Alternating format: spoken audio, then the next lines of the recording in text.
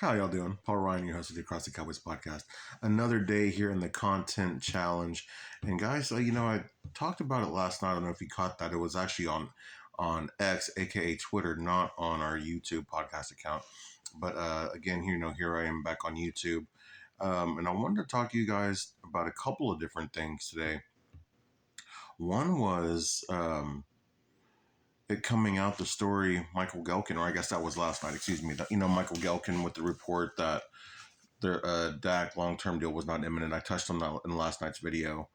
And today I wanted to touch on one was I just saw that the Cowboys picked up Trey Lance's option and he'll be on the roster this upcoming season, which, I was looking through the comments there and somebody mentioned this as kind of like a formality. And of course, that was a smart thing to do. You traded for him.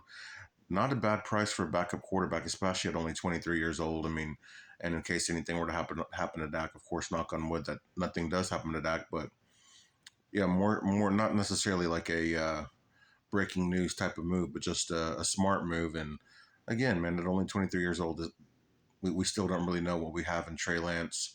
But what I wanted to talk to you guys about tonight was I don't want to keep kicking the dead horse, as they say, about Dak and maybe not getting a new deal and whatnot. But just for conversation's sake, I was looking into a quarterback that could potentially be there for the Cowboys at pick 24. More than likely is going to be there. And I wanted to know what you guys think of him.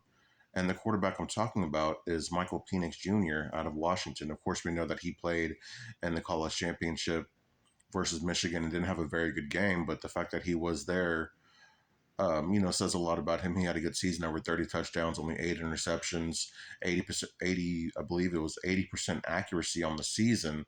I read a draft profile written by Ian Valentino about him, and here were some notes that I took about him. It's his height is he's 6'3", he's 216 pounds.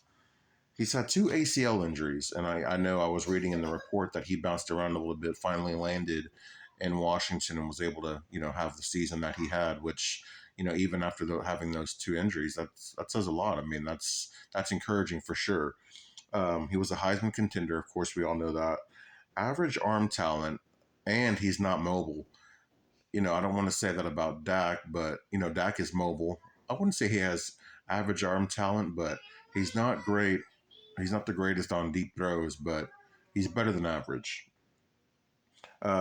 He's an accurate and smart thrower. Again, Dak is an accurate. He's a smart thrower as well, and he's willing to throw into contested windows.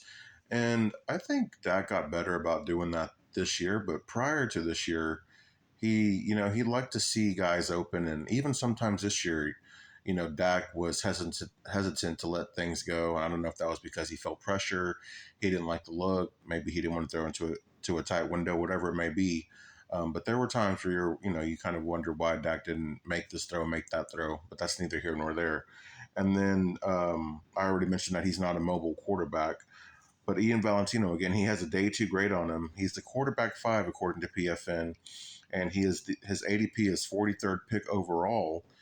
Now he's going to be throwing at the combine. Him, Bo Nix, I believe Spencer Rattler were a couple of quarterbacks that planned on throwing at the combine, unlike some other quarterbacks, and that could make or break his draft stock here. So I want to know, what do you guys think about Michael Penix? I have to wrap things up, guys. I'm running short on time, but let me know, how would you feel about the Cowboys potentially taking him at pick 24? Do you like Michael Penix? Make sure to subscribe to the channel. Appreciate you guys. Y'all have a good night.